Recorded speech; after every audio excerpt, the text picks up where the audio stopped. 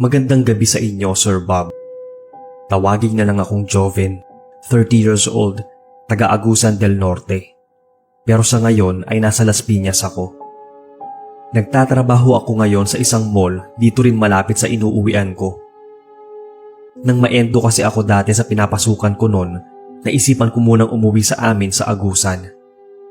Doon, nagkita-kita kami ng mga kaibigan ko. Nagkayayaan nga kaming mag-outing sa isang tagong resort sa kabilang bayan. Hindi ko napapangalanan yung resort na yon para na rin sa privacy. Ilang taon din akong hindi nakauwi doon sa amin, kaya bago sa akin yung resort na yon, nawala pa talaga nung umalis ako. Tama nga sila at tago ang lugar dahil parang nasa liblib ito o looban. Para nga lang sa isahang sasakyan yung daan na yon or one way. Maraming puno ng nyog ang maladaanan. Buti na lang din at sementado ang daan. Hindi nga lang pwedeng mag-overnight doon at hanggang alas 8 lang ng gabi bukas ang gate papasok. Kaya kung magpapagabi sa dagat ay sa ibang daan dadaan, hindi na doon sa sementado. Siyempre, noon lang kami ulit nagbanding na magbabarkada, kaya bitin talaga ang ilang oras lang. Lumipat kami noon ng pwesto dahil nga magsasara na yung resort na pinuntahan namin. Doon kami lumipat sa katabing resort na mukhang abandonado na. Inabot kami ng madaling araw doon. Balak pa sana naming magpaumaga na lang, kaso ay may pupuntahan pala yung ilang kaibigan ko. Kaya napilitan kaming umuwi ng mga bandang alas 3. Sakay ng isang van kaming 7 na puro lalaki. Nag-iingay pa rin kami noon kahit alanganing oras na. Parang hindi kami nauubusan ng kwento. Alam mo yon, yung biyahe ng barkada na nagkukulitan, kwentuhan at tawanan. Hindi ko alam noon na dumaan pala kami sa isang shortcut. Kaya nagtaka ako kung bakit parang pumasok kami sa gubat dahil sa mga naglalakihang puno sa tabi ng daan. Marami ding mga halamang ligaw. Hindi naman namin gaanong pinansin noon ang daan. Kaso ay bigla na lang napahinto noon yung van. Sabay-sabay kaming napatingin sa nagdadrive na si Chris. Nakamulagat ang mga mata niyang titig na titig sa harapan ng sasakyan. Dahan-dahan niyang tinuro sa unahan ng sasakyan namin ang nakita niya. Halos sabay kaming napatingin doon at kinilabutan. May taong nakaharang doon sa dinadaanan namin. Nung una nga, inakala naming hayop yon dahil sa anyo at itsura. Para as yung malaking palaka na humarang sa amin. Hawig niya si Gollum, yun nasa Lord of the Rings, pero nagdiningning ang mga mata nun. Umangat pa nga yun ang tingin sa amin at biglang nanlisik ang mga mata. Medyo natakot na kami dahil hindi yun umaalis sa daanan kahit na tinatamaan siya ng headlight. Doon namin malinaw na nakita yung kulubot nitong muka at balat. Binusinahan na ito ni Chris pero patuloy lang itong nakatayo sa harapan namin. Hindi naman siya talagang nakatayo. Basta yung posisyon niya ay parang sa palaka.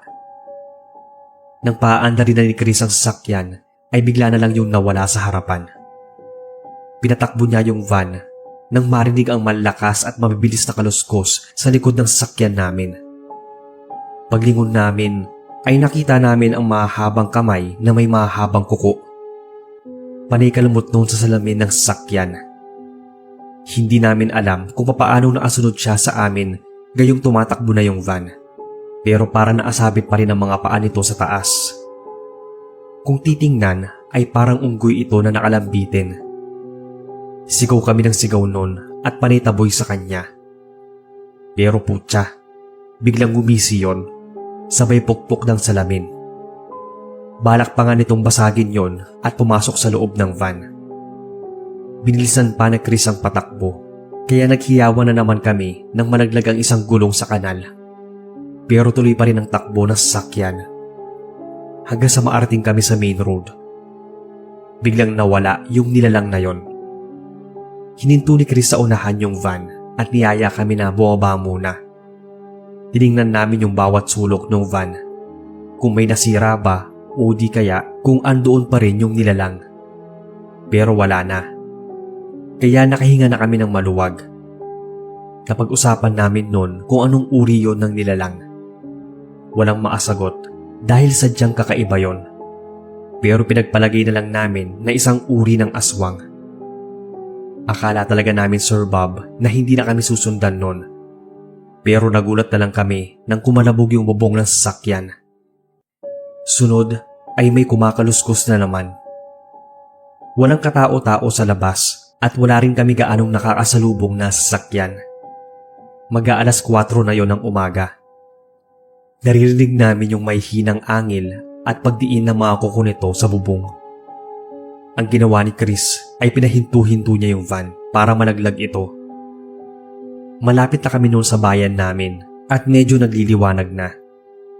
Naramdaman na lang namin noon na parang may tumalon pero wala kaming nakita. Isa yon sa nakakatakot na biyaheng naranasan ko, naming magbabarkada. Hindi ko alam kung nananakot lang yon o may balak talagang masama sa amin. Bigla na lang kasi siyang nawala. Pero may narinig kaming bali-balita na may nadidinig silang isang nilalang sa gitna ng gubat. Doon yun sa dinaanan naming shortcut. Hindi ko nga alam kung namamalikmata lang ako minsan kasi nakikinita ko ito sa labas ng bahay namin. Akala ko, ako lang. Lahat pala kami ay binisita ng nilalang na yon. Natigil lang yon nang makabalik na ako dito sa Las Piñas. Yung mga kaibigan ko naman ay nag-alisan muna sa lugar namin. Magpapalipas daw sa ibang lugar para siguro hindi na rin sila sundan ng kung anumang nilalang yon. Maraming salamat po, Sir Bob, kung inyong mabasa itong story ko. Pero sana ay malatag nyo rin to sa inyong channel at ipaparinig ko sa mga barkada ko.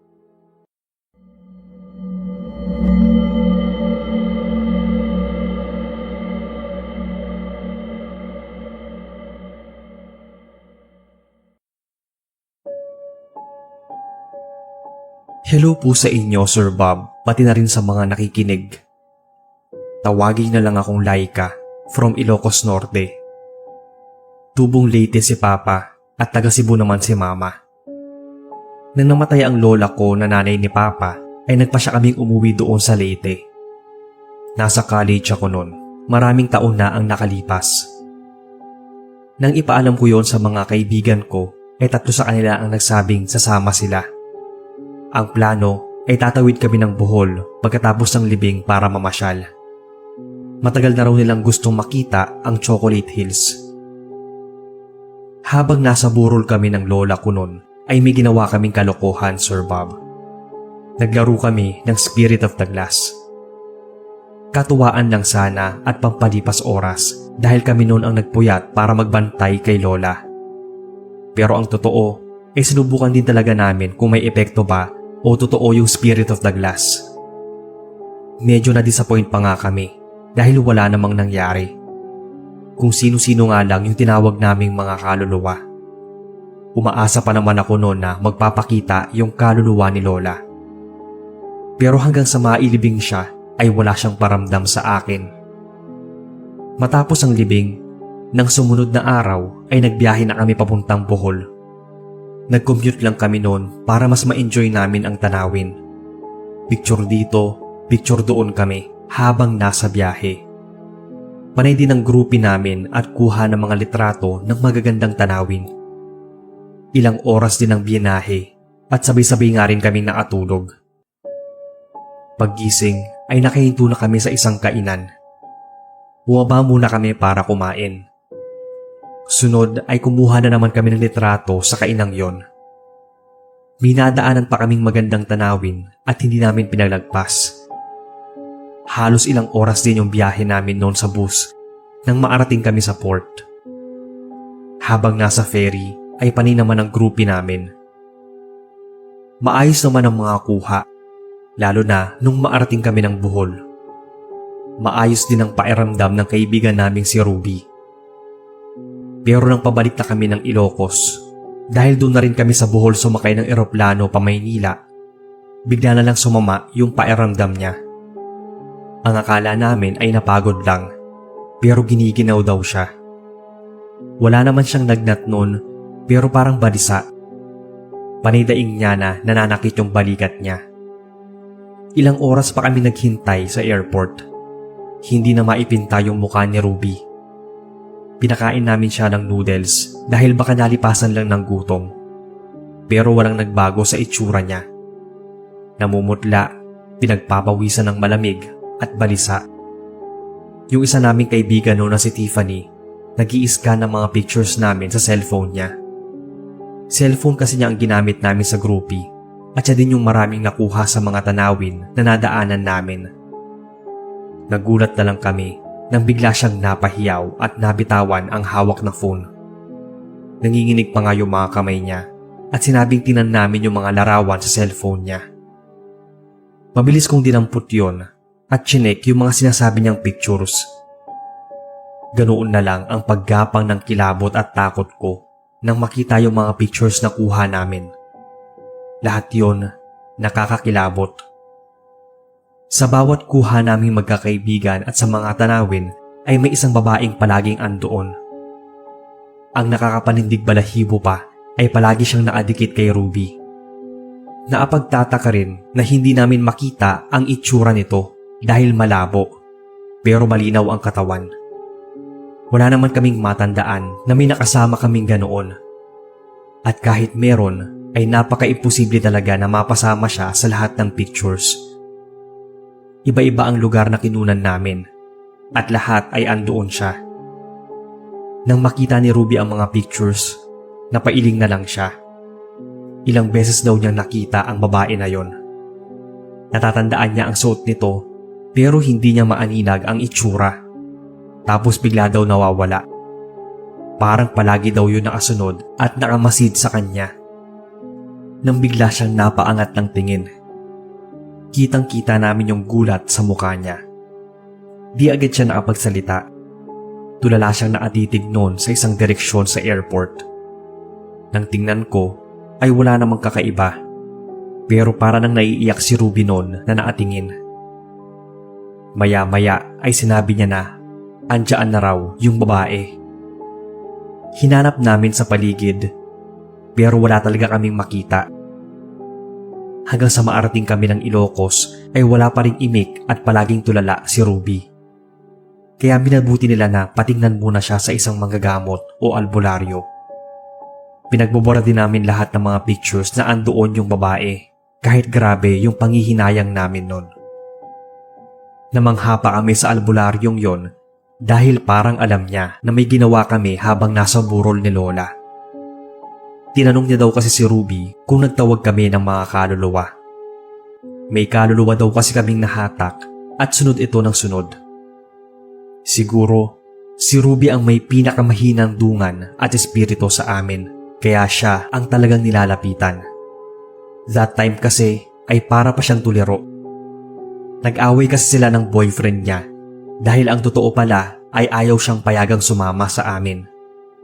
Lapitin pa man daw ang mga taong may pinagdadaanan o yung may balungkot at hinanakit. Masama na pala ang loob niya noon sa boyfriend niya, pero hindi siya nagsasabi. Yun siguro ang ginamit ng kaluluwa para malapitan siya. Buti na lang at nabigyan siya agad ng pangontra o proteksyon. Nawala daw nun bigla ang bigat ng pakiramdam niya at pananamlay. Naging aral na rin ito sa amin, maging sa mga listeners, na huwag gagawing laro o biro ang pagtatawag ng kaluluwa. May tendency kasi na makatawag kayo at bigla na lang yung sumama sa inyo. Thank you po Sir Bob sa time. Kayo na po ang bahalang mag-edit o ano. More power po sa inyo at sa channel.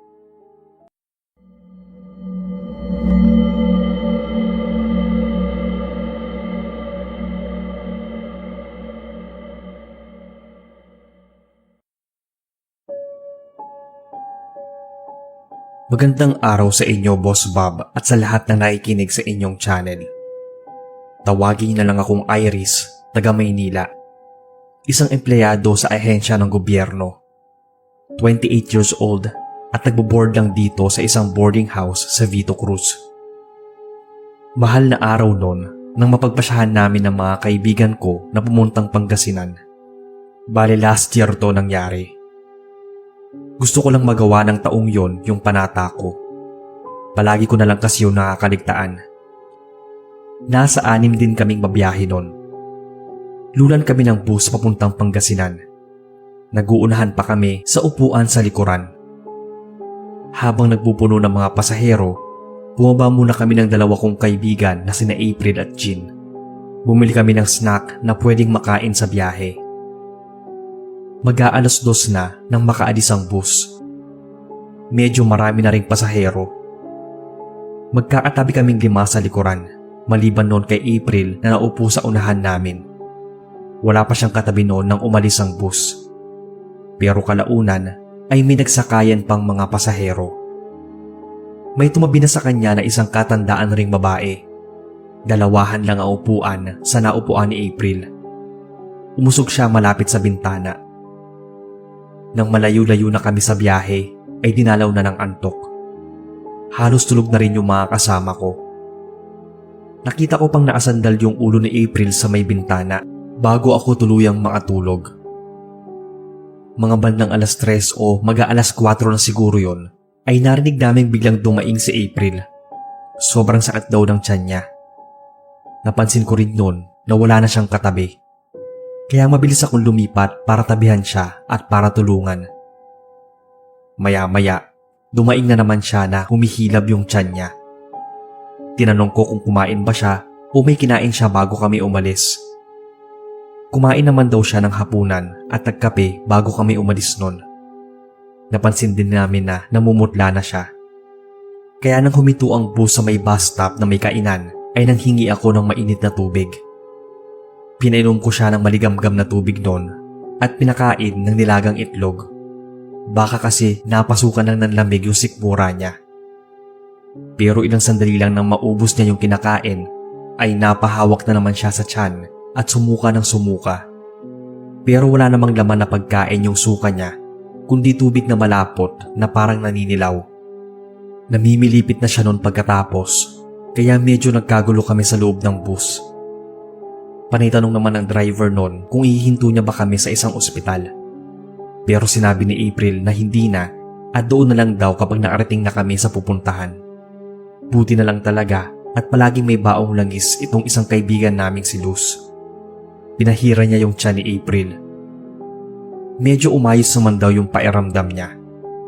Tumabi na ako nun sa kanya at muling naitlip. Pero saglit pa lang yata ng pagkakaidlip ko nang maramdaman kong parang nanginginig si April. Narinig ko rin na mahina siyang umuungol.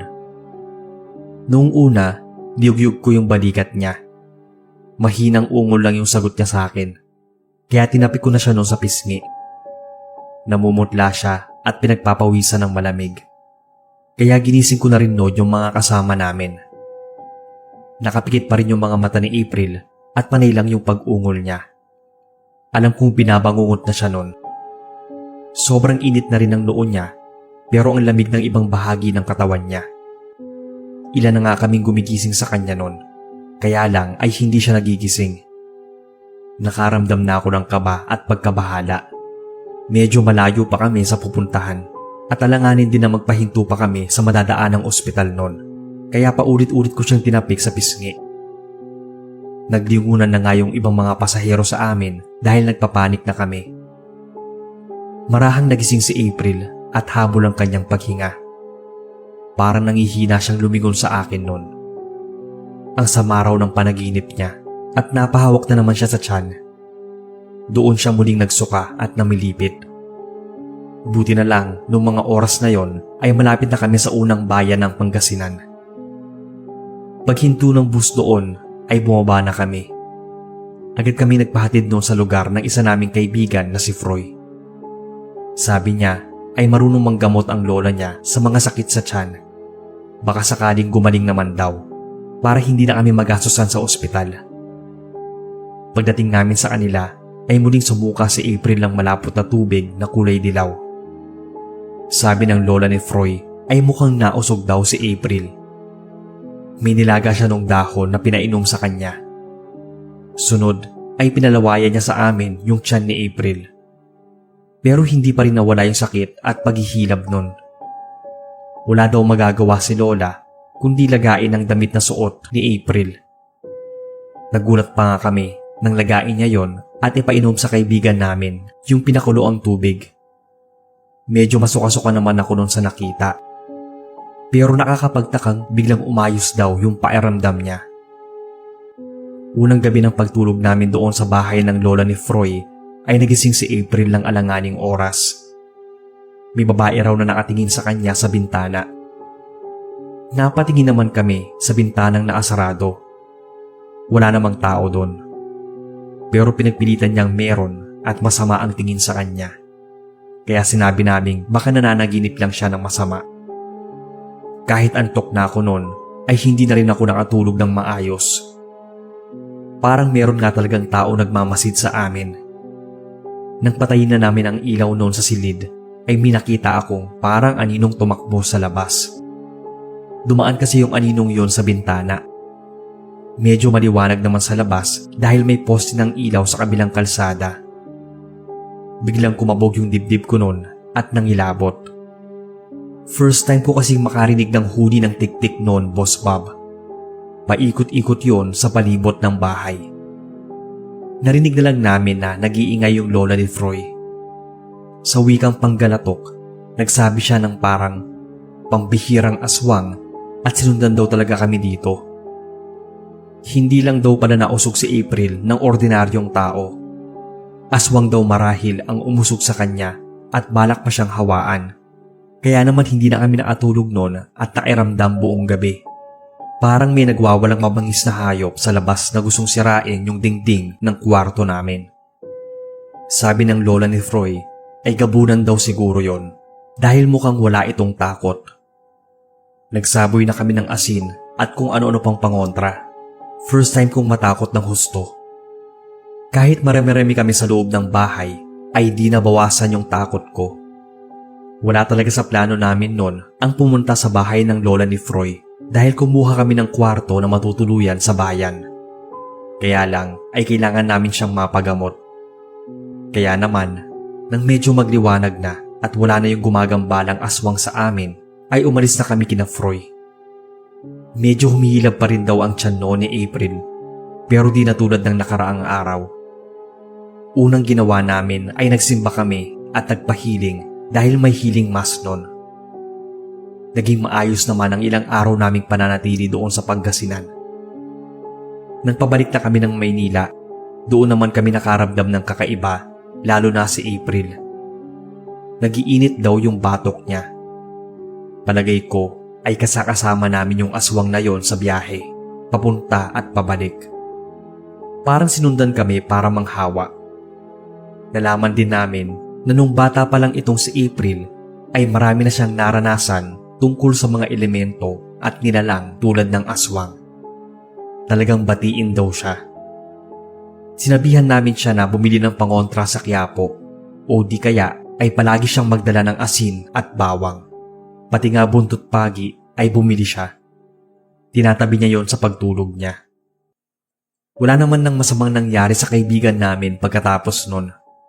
Hindi naman siya nahawaan at natigil na rin yung sumusunod sa kanya. Hanggang dito na lang, boss, ang kwento. Sana ay mabasa ninyo.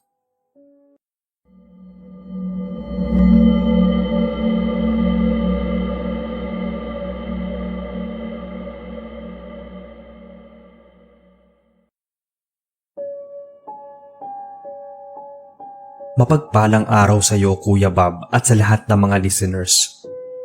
Tawagin na lang akong Pia. Originally, taga Bacolod. Pero dito na ako nagtagal sa Quezon City, sa bahay ng tiyahin ko. Marami kaming magkakapatid, kaya naisipan ng tiyahin ko na kupkupin ako at paaralin nung nasa high school ako. Nagtatrabaho na ako noon nang maisipan kong magbakasyon sa lugar namin sa Bacolod. Hindi ko naman inaasahan noon na sasama ang mga kaibigan ko. Gusto daw nilang maranasan ang bumiyahe sakay ng barko at kung paano ang pamumuhay sa probinsya namin sa Bacolod. So para na siyang naging biyahe ng barkada. 4 silang sumama sa akin, 2 lalaki at 2 babae. Bale 5 kaming bumiyahe noon at sumakay ng Roro. Mga taong 2015 to nangyari. Dahil kaka-resign ko lang noon sa trabaho. Excited kaming 5 dahil unang beses naming magbabakasyon na magkakasama at sa malayong lugar pa. First time din kasi nilang makasakay ng barko. Papatawid pa lang kami mula Batangas papuntang Mindoro ay hindi na mapigilan ang pananabik ng mga kasama ko. May pumapalakpak pa nga. Mga bandang 2:00 ng hapon nang maatawid kami ng Mindoro, sakay ulit ng bus. Kapag nasa bus kami ay wala kaming ginawa kundi kumain at matulog. Ang biyahe noon ay mula Calapan papuntang Roxas Port. At doon muli kaming sasakay ng ferry papuntang Katiklan. Doon na nga nagsimula yung kababalaghang nangyari sa akin. Hindi ko na maalala yung pangalan ng barko. Basta 5 to 6 hours ang biyahe. Papadilim na nang maarating kami ng Roxas Port, kaya gabi na talaga ang naging biyahe namin noon ng barko. Bumili muna kami ng makakain bago sumampa. Naghanap kami ng pwesto na pwedeng latagan at doon kami naglatag para makahiga. 8:00 nang makaalis ang barko. 10:00 ay halos tulog na ang mga pasahero, kaya humiga na at nagpahinga na kami noon. Kalagitnaan yata ng gabi ay nagising ako para magbanyo. Hindi na ako nagpasama sa kanila dahil alam kong pagod din yung mga kasama ko. Habang naglalakad ako papuntang banyo ay may nadaanan ako. Akala ko nga nung una, ordinaryong tao lang na nakatayo sa gilid ng banyo. Pero nang papalapit ako, nakakapagtaka dahil parang hindi nakasayad yung mga paa niya sa sahig ng barko. Mabilis itong umalis nang papasok na ako ng banyo. Nalingunan ko pa yon, pero hindi ko matandaan kung anong itsura. Ewan ko ba kung malabo yung mukha niya o ano. Paglabas ko ay wala na yon. Pero muli ko yung nadaanan sa may railings ng barko. Doon na ako ginapangan ng kilabot. Kitang-kita ko mismo na nakaangat yung mga paa niya habang naatayo sa may railings. At sa isang iglap lang ay nakaakyat na ito sa railings at biglang tumalon. Napasinghap ako.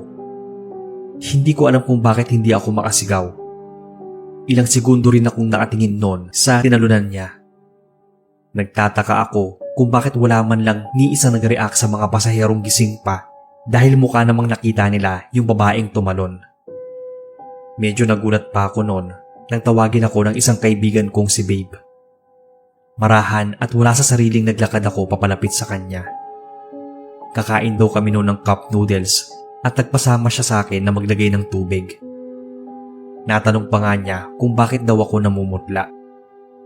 Kinuwento ko sa kanya nung andoon na kami sa nilatag naming higaan yung nakita ko, yung tungkol sa babaeng tumalon. Wala man kako ni isang tumulong o humingi ng tulong. Kahit nga rin ako, hindi nakapagsalita. Pero imposible daw na walang nag-react kung nakita ang nangyaring yon. Yun nga rin yung pinagtaka ko. Habang kumakain kami, muntikan ko nang maibuga yung noodles sa bibig ko nang makita ko yung dumaang babae. Kahawig nun yung babae sa CR at yung babaeng tumalon. Yung suot nitong damit, yung haba ng buhok, yung palda na lagpas tuhod. Hindi ako pwedeng magkamali na yun yung babaeng nakita kong tumalon. Tinanong ko si Babe kung nakita rin ba niya yung babaeng dumaan. Nagtaka siya kung sino yung tinutukoy ko. Doon na ako napaisip dahil iisang tao lang naman ang tinuro ko sa kanya na dumaan. Pero ang sabi niya nun ay wala namang dumaang babae. Kinilabutan na ako dahil hindi niya nakikita yung nakikita ko. Nakahiga na kami nun. Hindi ako makapigit ng tuloy-tuloy. Panay pa rin ang dilat ko dahil nararamdaman ko na parang may dumadaan ng pabalik-balik. At kapag dumadaan yon, nakakaramdam ako ng kakaibang lamig. Pagdilat ko ay likod na lang ng babae ang naabutan ko. Pero maya-maya lang ay dumaan na naman ito. Ni hindi ko nakitang bumalik ito, kaya nanindig talaga ang balahibo ko nung muli itong dumaan. Hindi pabalik kundi nanggaling siya sa iisang direksyon. Paulit-ulit. Kaya pumikit na naman ako ng mariin at mahinang nagdasal. Alam ko kasing hindi na normal yung nangyayaring yon. Hindi na buhay na tao ang nakikita ko, kundi isang kaluluwa na mukhang hindi pa rin matahimik. Hanggang sa bumaba na nga kami ng barko, ay nasa isip ko pa rin yung multong nakita ko. Napalingon pa nga ako. At pagtingin ko sa taas, munti ka na naman akong mapasigaw ng malakas. Buti at impit na tililang ang lumabas. Tinanong nila kung anong nangyari sa akin. Hindi agad ako nakasagot at umiwas na ng paglingon. Sa totoo lang, nanginginig na ako noon sa takot dahil sa nakita. Yung babae kasi na nagpapakita sa akin sa loob ng barko, andoon na naman siya sa may railings. At sakto, paglingon ko, bigla siyang tumalon. Nang ikwento ko yun sa mga kaibigan ko, walang naniwala sa akin. Nananakot lang daw ako. Kahit nga ako mismo, hindi makapaniwala na may makikita akong ganoon sa barko. Sa ilang beses kong bumabiyahe sakay nito, ay ako pa ang napakitaan. Hindi naman daw bukas yung third eye ko. Pero kasi ang sabi ni Mama, nung bata pa ako, madalas daw akong magsalita kapag wala daw akong kalaro. Tumatawa pa nga raw. Hindi ako baliw, pero parang may imaginary friend daw ako. Sino ba kasing nakakaalam kung kailan bubukas ang third eye? Palagi ba dapat? O minsan lang? O di kaya biglaan? After naman kasi nang makita ko yun sa barko, ay hindi na yun naulit. Ang creepy lang kasi, walang ibang mapuntahan kapag nakakita ka ng hindi ordinaryo. Isa pa, parang nakakahiyaring mag-react sa maraming tao. Mapagkamalan pa akong baliw. Ito lang Kuya Bob ang kwento ko. Sana ay mapagtiyagaan ninyong basahin.